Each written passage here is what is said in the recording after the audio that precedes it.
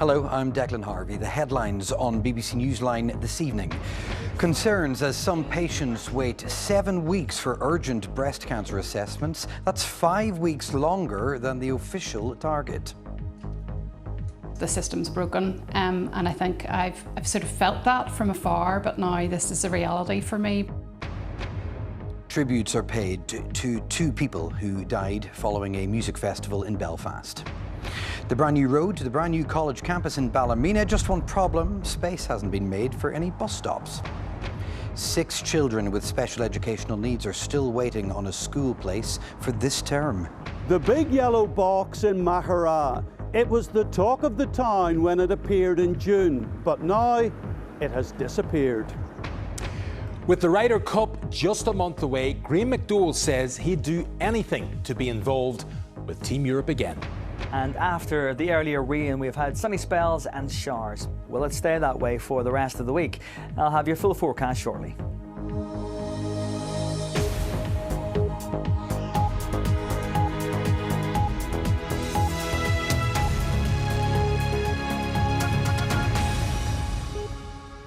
It's the 27th of August. Welcome to Wednesday's programme. We've had an extraordinary response to the top story this evening. Concerns over how long people have to wait for urgent breast cancer assessments. A group of consultants has told this programme they are alarmed at how a 14-day target is routinely missed, with some patients spending several worrying weeks waiting to be seen. Officials say a new approach to health waiting lists has made the delays fairer, but they accept more work is needed to cut them. Many of you have been sharing your experiences today with our health correspondent, Mary-Louise Connolly. Finding breast cancer early means that the patient has the best chance of being successfully treated and getting their life back as quickly as possible. But BBC Newsline has found that being seen within the 14-day Department of Health target for breast cancer assessments is not the experience of many women, including this 49-year-old who asked us to protect her identity. I have been told that normally it would be 14 days that you're meant to be seen following this process, but because of the waiting lists, it'll be 5 weeks at the very earliest. There's concern that a new regional or central system for handling red flag referrals isn't running effectively. Introduced in May, its aim is to ensure all patients have the same access to assessments no matter where they live. Before May, the Western Trust was meeting its 14-day target. Now, over 250 of its patients are waiting a lot longer than that. And it's a similar story across Northern Ireland.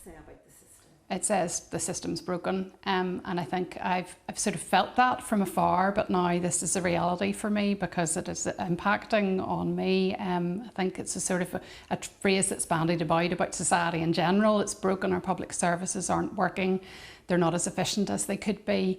I really saw it firsthand, even trying to get the GP appointment and then actually now at this stage waiting for a referral. The new system expects some patients to travel outside of their own trust, but it means they'll be seen quicker. Lots of you have been reacting to this story since it was published this morning. One woman said she recently waited 8.5 weeks for a red flag appointment. She said the worry was indescribable. Another was given a 10 to 12 week estimated wait back in May, but managed to get a cancellation after phoning the clinic.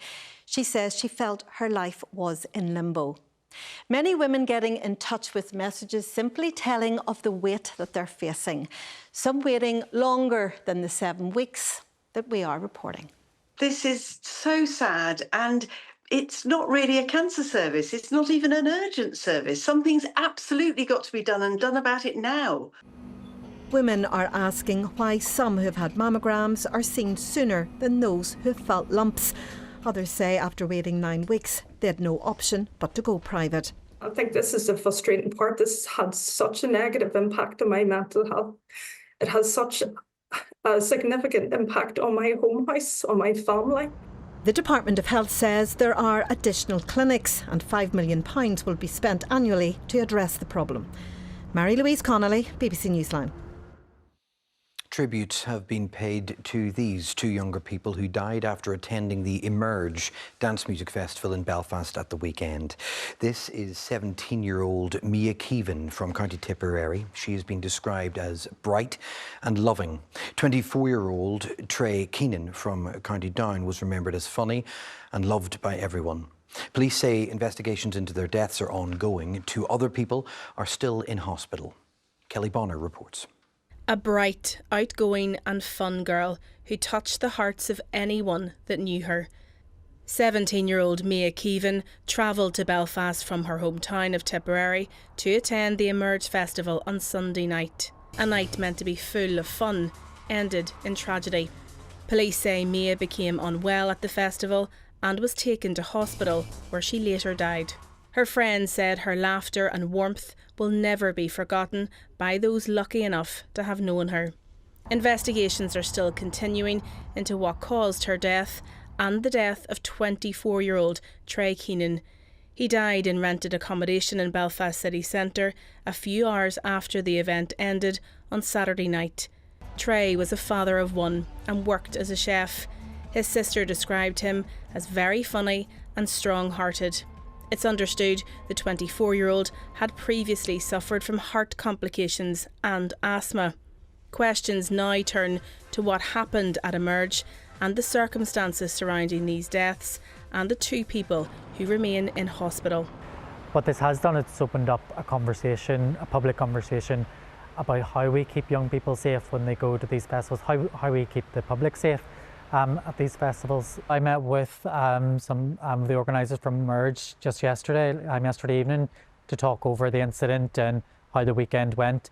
And they're devastated. I mean, they put on these music festivals because they have a love of live music and they want to bring that to people. Belfast City Council officers today met with the organisers of Emerge along with key stakeholders. Tomorrow Belfast City councillors will meet and they tell me there are plenty of questions that need answered. Kelly Bonner, BBC Newsline in Belfast. Now, the Secretary of State says Nigel Farage hasn't the faintest idea of the consequences of renegotiating the Good Friday Agreement. Hilary Benn was responding to the Reform leader's proposal that would see the UK abandon the European Convention on Human Rights and thus allow asylum seekers to be deported. All this would, of course, depend on whether or not Reform enters government after the next election, but already some unionists have welcomed it as a suggestion. Our political reporter Brendan Hughes has been finding out more. They call it restoring justice, but Reform's big plan on small boat crossings involves reworking Northern Ireland's peace deal, a move even its leader admits wouldn't be easy. Can we renegotiate the Good Friday Agreement to get the ECHR out of it? Yes. Is that something that can happen very, very quickly? No, it'll take longer. Just how long he expanded on today, but the issue is not their focus. As history shows us, anything to do with Northern Irish or Irish politics often takes years and years to solve, so that will not be at the forefront of what we do.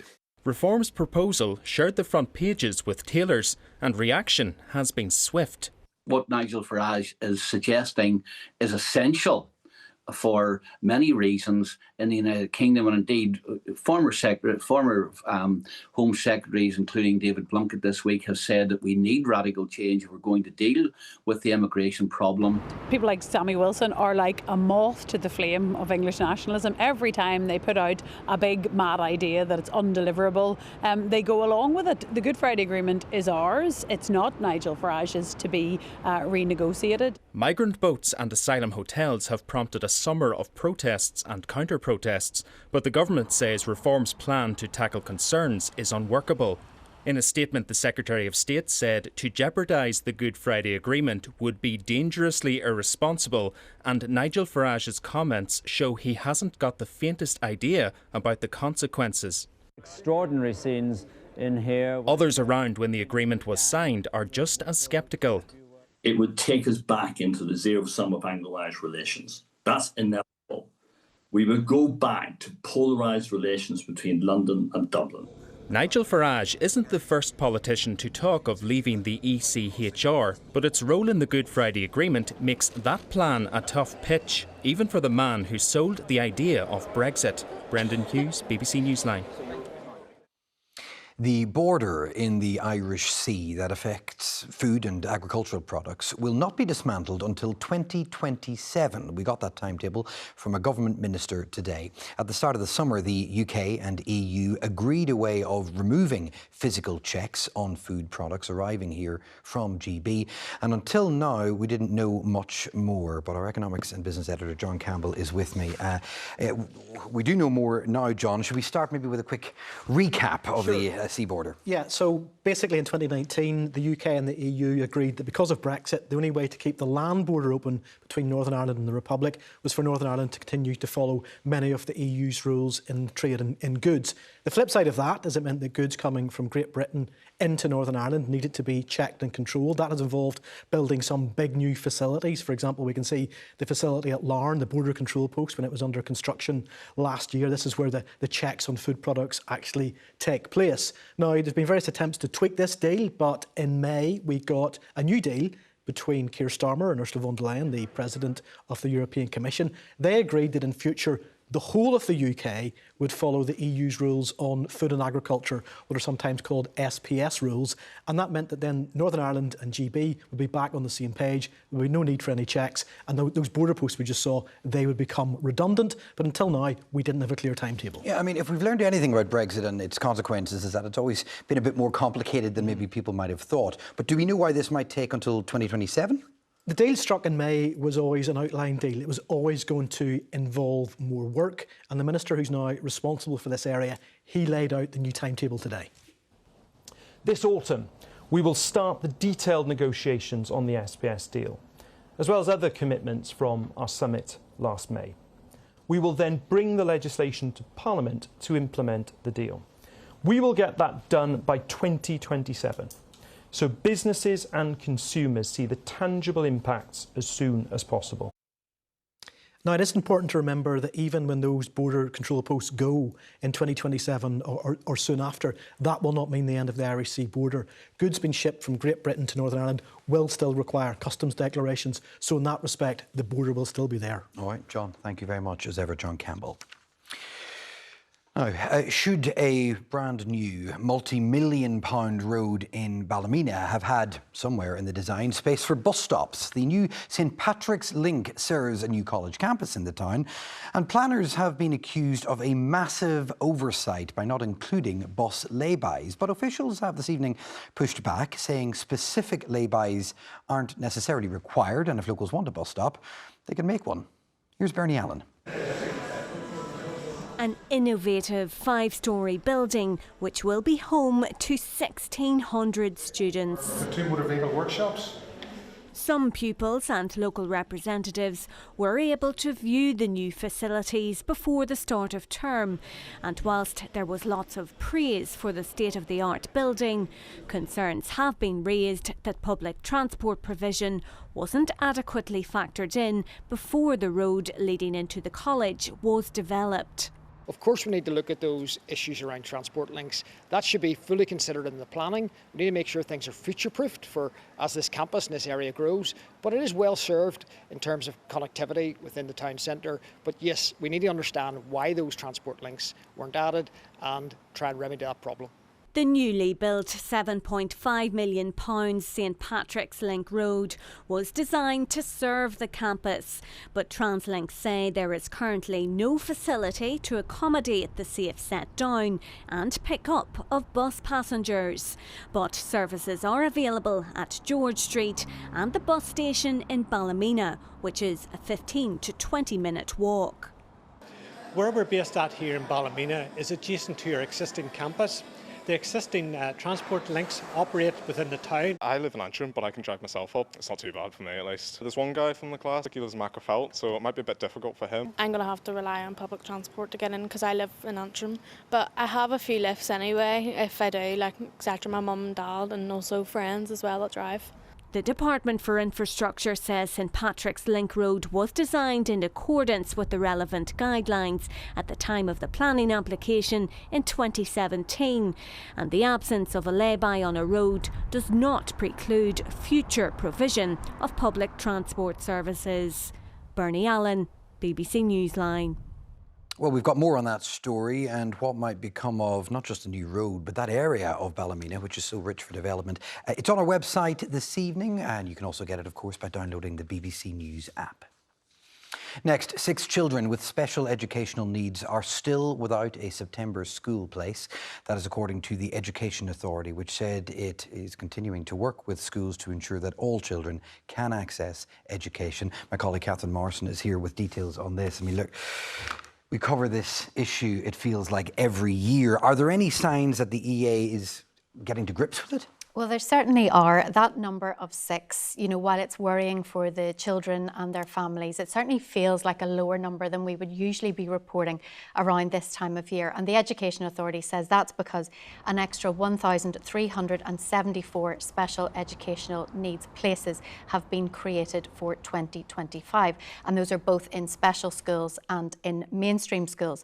At the start of the summer, there was a potential shortfall of 164 places, we've been told, but that's now been brought down to 6. So Richard Pengelly, he's the Chief Executive of the Education Authority, he says this has been made possible by a sustained push to meet the increasing demand for special needs places here. I suppose it's important to say there is a big caveat to some of these places. Some of the kids have been told that they have a spot, but they won't be able to start. Yes, a bit of a warning there that around 100 children in 23 schools, they won't be able to start full-time in September because there is construction work ongoing at the school to provide this extra accommodation that's required by the schools, and arrangements are being put in place to minimise the disruption to learning. Now that's this year, but the Education Authority is actually already looking forward to next year. They say that by then an extra 1,000 SEN places will be needed and that all schools will have to take some provision. So at the moment around a quarter of mainstream schools do, but that proportion will have to increase. A teaching union has given some reaction, the National Association of Head Teachers.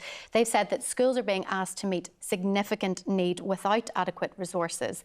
And they've also said that there are complex issues which prevent schools from taking on specialist provision classes, and those need to be fully understood. All right, Catherine, thank you very much. We'll continue to follow it over the coming weeks or so.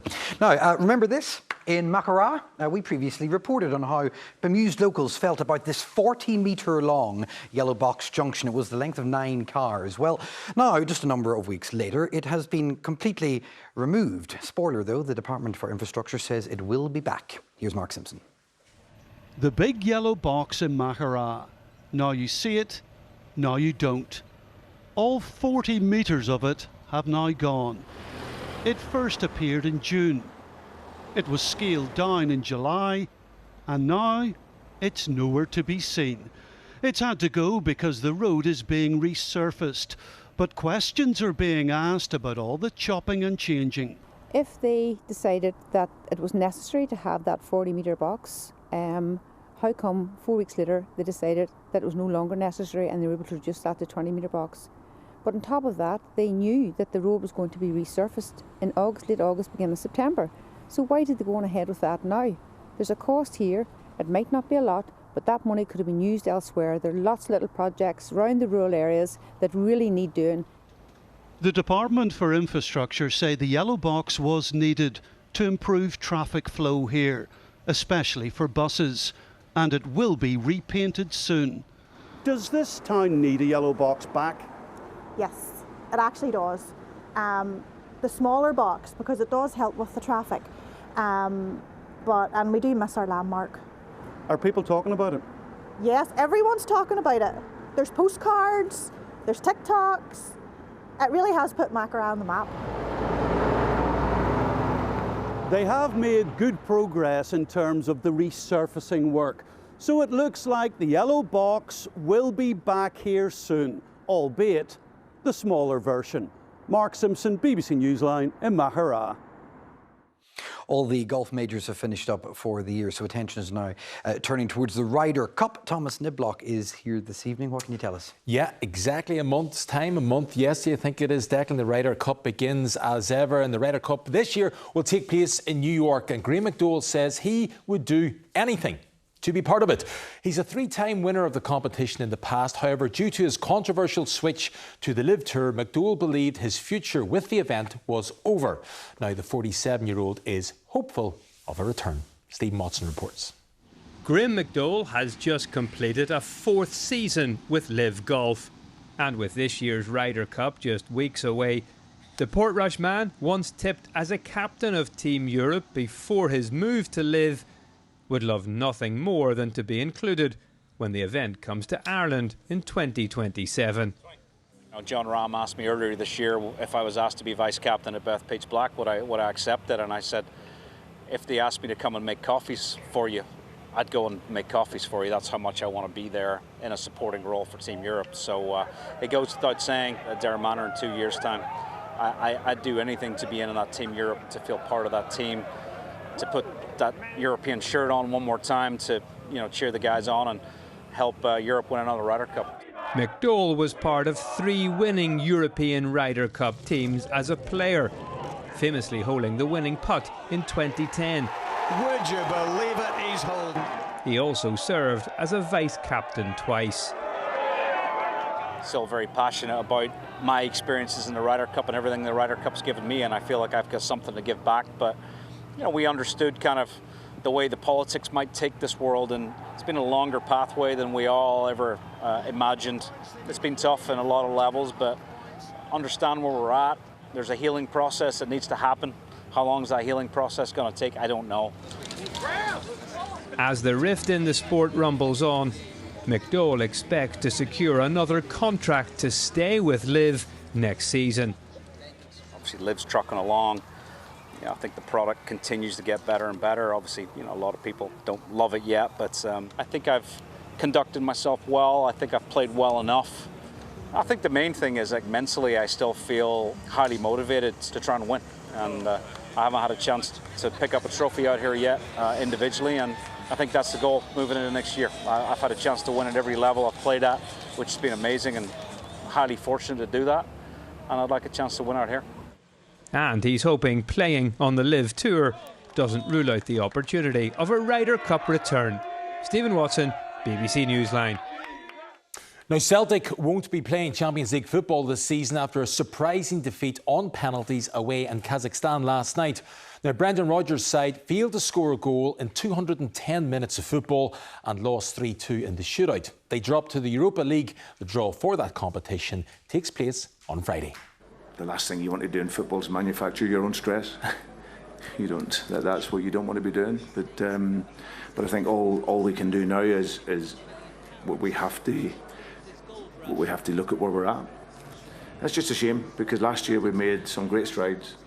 I've said before, we had a hint of what we could do at the level, and with the greatest respect, this was a great opportunity for us to be back there. But sadly, we won't be. So plenty of endeavour, plenty of honesty, but the Champions League is a wee bit more than that. Now, Linfields are aiming to reach the league or group phase of a European competition for the very first time. David Healy's side trailed 3-1 after last week's chaotic first leg game in Tolka Park against Shelbourne. Now, the match in Belfast will be the 4th meeting of these sides this season, and the Linfield manager believes they are primed to finally beat the Dubliners. We don't need to sit down today, match day -1, and go through Shelbourne, because we've been there 3 times, we've played them, we understand probably the way they're going to play. So fine margins probably cost us last week in terms of the game, the way the game went, the way the game transpired in the end.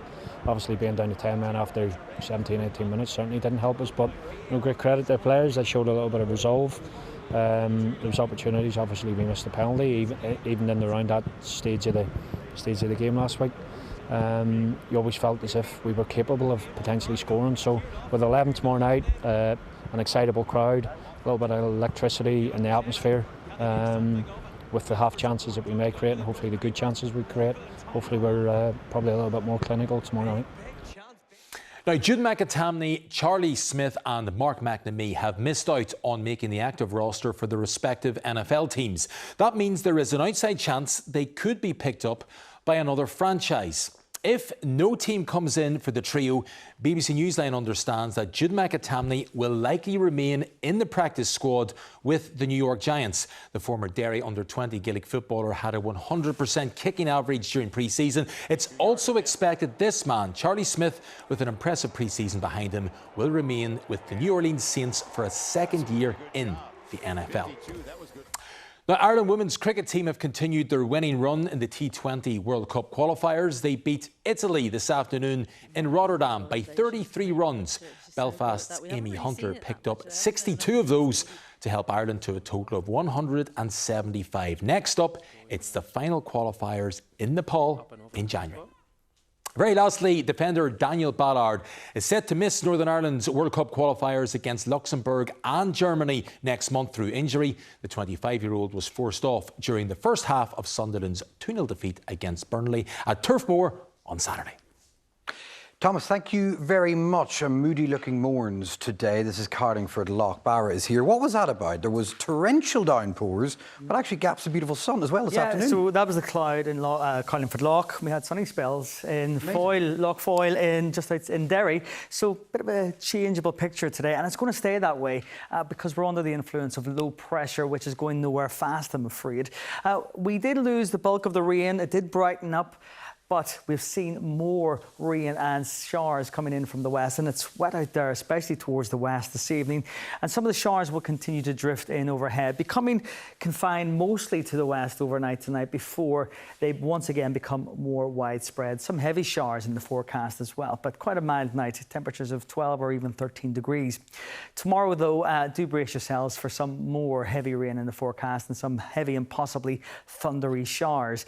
To begin with, patchy rain out there. Then we have a weather front coming in from the Atlantic. The light colours indicating that some of that likely to be heavy and torrential as it makes its way eastwards. We will have stronger southwesterly winds following with some showers, and those showers could be heavy, possibly with some thunder and lightning too. In between there will be some sunshine. Temperatures though 14 or 15 degrees. That's just below average for the time of year.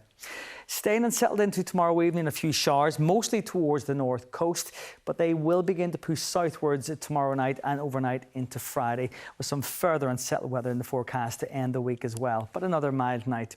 For Friday, that area low pressure still in charge. It's still going to be bringing in showers, some of them quite heavy as well, but it's this system here that we're keeping an eye on. That's coming our way on Saturday, and it looks set to bring some very strong winds at times and some spells of rain. Before then, on Friday, a mixed bag, scattered, heavy, possibly thundery showers, some sunshine too, temperatures around 17 or 18 degrees. OK, Barra, thank you very much for that. That is BBC Newsline on this Wednesday evening. We'll update you again, of course, at 10:30, but whatever you've planned for the rest of the evening, enjoy. We'll see you tomorrow.